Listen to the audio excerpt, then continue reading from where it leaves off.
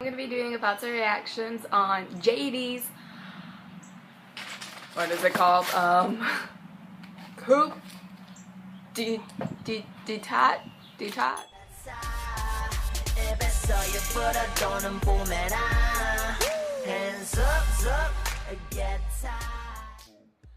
So this video is going to be somewhat different from my other thoughts and reactions because it's going to be sectioned off into 4 or 5 different parts. It's going to go in this order. I don't know what order it's going to be in, but first I'm going to be talking about clothing, makeup, and hair, and then I'm going to do the interpretation of the MV because this has a lot of symbolism in it. And then at the end I'm just going to do like my thoughts on bias and all that stuff. So the hair, makeup, and clothing all complement each other for this video because if you don't know, and if you don't know, don't worry, I didn't know until this morning, that Coup d'etat actually means revolution. So what I think, I'm going to go more into this in the interpretation, but what I think JD is trying to do is create that sense of a revolution with him coming out as his own and not as what other people want him to be. Like I said, I'm going to go more into this, into the interpretation.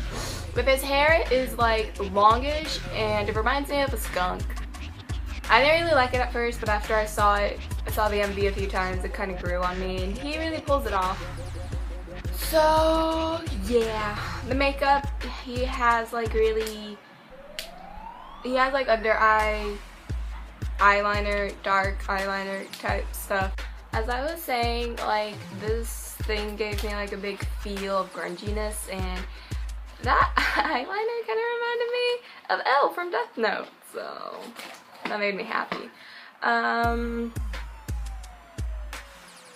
His clothing like changes throughout the MV, shows that everything is different. Like whenever he's in the clock tower with his suit on, it shows that he's finally ready to come out. Whenever he has that old like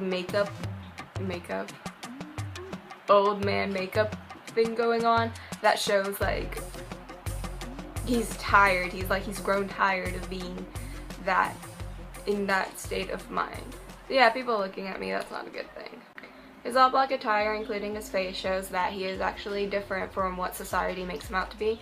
And whenever he has that all red attire in the last scene of the MV, that shows how he is ready to go out and fight. Like, he's ready for this war. He's gonna win for the revolution. We're now gonna go off into the interpretation of the MV, and I'm gonna skip from scenes because I didn't do it in the order of as the MV did it, so it's just gonna be like jumping around, and I'm not gonna touch up on everything that happened in the MV. I'm just gonna touch up on a few things, and I'm gonna read them off of this notepad that I have.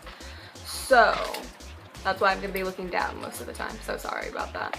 But what the MV told to me is how the revolution is no longer how the revolution of him is no longer hiding behind a wall that others talk or report about him.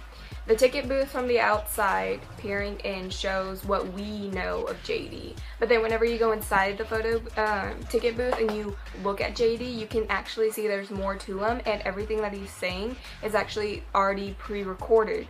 So it's not really him who's saying that. And then also whenever you're inside and you see all those girls like trying to peer in, excuse the car, that also shows like those are his fangirls in a sense. Like they want to know more about him, but yet they don't look at him clearly. They just see what his company makes him out to be. When JD is in the room full of pots of money, reflects on how he is being used just to make money. He is like a money maker, and he really is. Like to me, that kind of can compare him to like those children in Africa, I think they called, like sweat houses. That's what it reminds me of. When he is the old man and he peels off the skin, it shows how he is truly coming out as himself and not what others want him to be. He is tired of being this old JD that his company built him up to be, because he wants to be his own JD. When he is in the tower with the ball and it starts to slowly collapse, it is probably meant to show how this has been a time coming.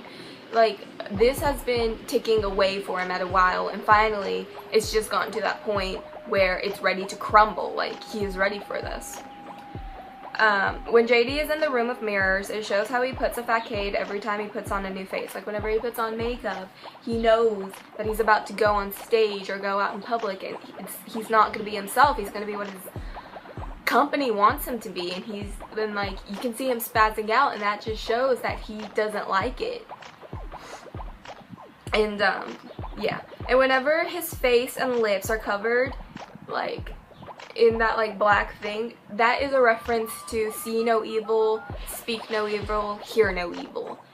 Because everything that he says isn't from him. It's from, like, what his company wants him to be and stuff. Dogs.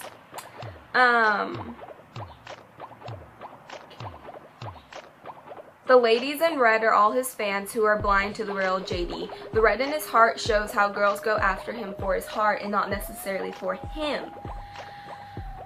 I'm still kind of confused on the girls, to tell the truth. The reporter's scene is to show how he is always in the limelight and everyone wants the newest scoop without really caring about JD. Pretty self-explanatory. Most of the stuff reporters say about him is blind to the real JD. Most of them are just rumors and stuff like that, just to get the newest scoop. It's their job. And JD, most of the stuff they say about JD is probably not true. When he hits the wall and it collapses, that shows him breaking the barrier of real JD and fake JD. And that's just like showing how he's finally able to break that off and stuff. When he is in the tree, it seems to be a reference to his old days where he felt safe, like he was more in tune with himself than he is nowadays. Like, as you can see on the tree, there are apples, and that's back to Heartbreaker days. But like, since it's like snowing and stuff and it's like all cold, it's like, it's just in the past. That's what it is. But he finds safety there, maybe. Overall, I did not touch up on everything, all the symbolism, but this thing had a whole lot of symbolism. But I really did enjoy the MV. It took me a while to figure out all this references and stuff, but I finally got it. The music itself is really good. I will be buying this on iTunes. And JD is an extraordinary guy. This, to me, holds some similarities to Jay Jones. I think that's his name. Mine? I think that's the music video song thing that he did, maybe. I don't know. But they hold a lot of similarities in where they are coming out as themselves and not as what other people want them to be. And I applaud JD for doing this. And plus that little French thing, that was nice, JD. There will be more symbolism, stuff that I didn't really go into in the down bar below. So check that out. Remember to comment, thumbs up, and subscribe, guys. So, bye!